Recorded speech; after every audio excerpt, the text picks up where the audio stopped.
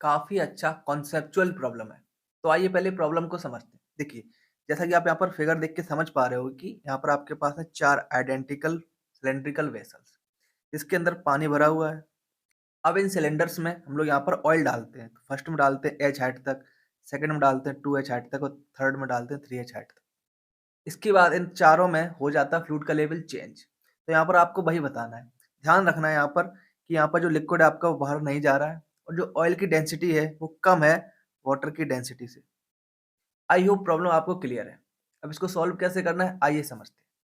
सबसे पहले एक सिंपल सिनेरियो लीजिए। मान लीजिए आपके पास केवल एक ट्यूब है, ठीक है, यू शेप्ड की, और आप इसमें वाटर को फिल करोगे। तो यहाँ पर क्या होगा, जैसे आप इसमें वाटर को फिल करोगे, आपको पता चलेगा कि दोनों का लेवल सेम रहने वाला है। दोनों की हाइट क्या रहने वाली है यहाँ पर, सेम। अब यदि इसमें मैं थोड़ा-सा और वाटर डालूँ, मान लीजिए मैंने इसमें वाटर डाला, जो इसकी हाइट को बढ़ा सकता था x तक।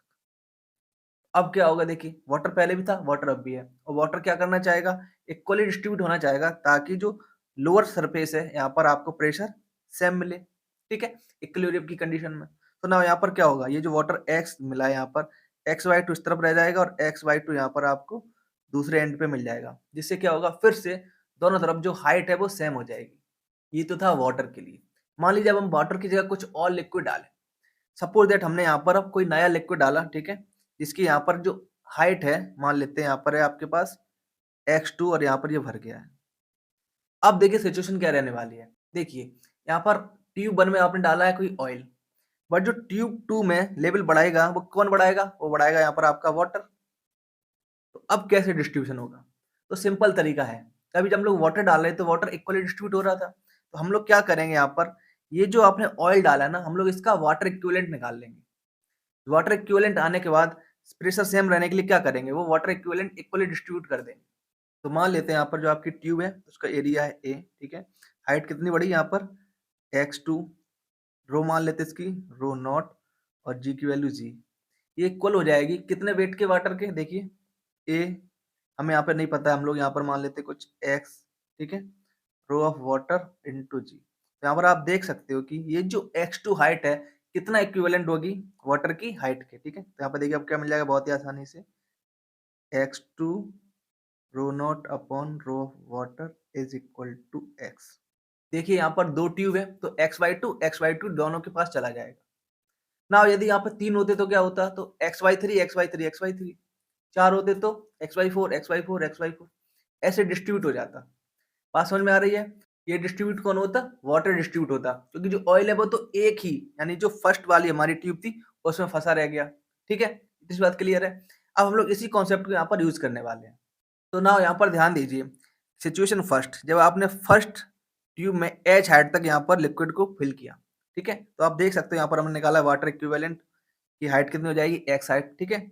नाउ ध्यान दीजिए, अब ये जो एक्स हाइट आ चुकी है, ठीक है? क्या होगा, अब यहाँ पर आपके पास सेकंड, थर्ड और फोर्थ में इक्वली डिस्ट्रीब्यूट होगा। तो यहाँ पर देखिए क्या मिलेगा आपको, इसको आपको करने हैं उसके 4 इक्वल पार्ट x/4। तो x/4 मिलेगा सेकंड को, x/4 मिलेगा थर्ड को, x/4 मिलेगा फोर्थ को, ये मिल जाएगा वाटर। ठीक है? यानी इनका लेवल इतना-इतना चेंज हुआ होगा। अब फर्स्ट का लेवल कितना चेंज हुआ होगा? ध्यान दीजिए, तो फर्स्ट का लेवल पहले इंक्रीज़ हो रहा था h से, ठीक है? अब इसमें से देखिए कितना कम हो चुका है लेवल, -3x/4, क्योंकि यहाँ से जो वाटर है इतना यहाँ से निकल गया होगा। ठीक है? इतना क्लियर है? अब सेम सिचुएशन होगी जब आप यहाँ पर इस सेकंड में फिल करोगे, राइट? तो यदि आप यहाँ पर ध्यान से देखें, तो यहाँ पर आपको एक चार्ट दिख रहा है, ठीक है? बहुत ही सिंपल तरीके से बना हुआ है, देखिए। फर्स्ट यहाँ पर आपको दिख रहा है एक्सप्लेन होते हुए ऑटोमैटिकली, ठीक है? सेकंड का लेवल कितना राइज हुआ, x/4 जब केवल फर्स्ट वाले में, यानी कि जो आपका ये वाला है ना, फर्स्ट ट्यूब में H लिक्विड फिल किया हुआ था, राइट?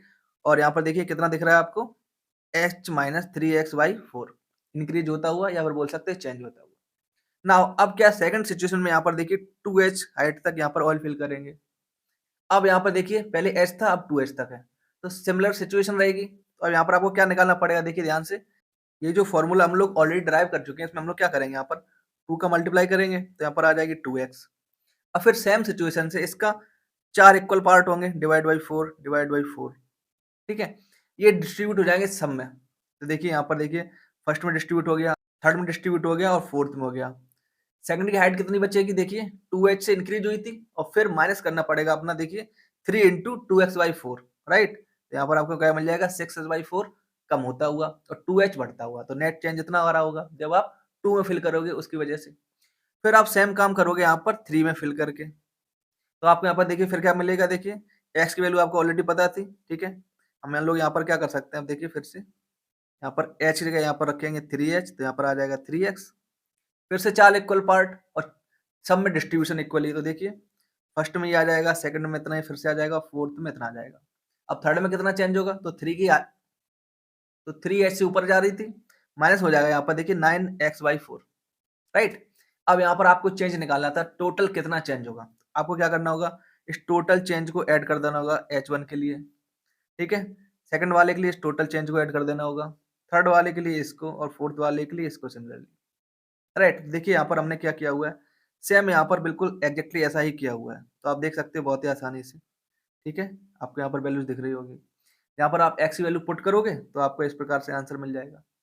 सेम देखिए h2 के लिए जो चेंज हो रहा है, ठीक है, इनिशियल से फाइनल के बीच में, यहाँ पर देखिए वैल्यू पुट की हुई है सारी की सारी, आप बहुत ही आसानी से यहाँ पर देख सकते हो, ठीक है।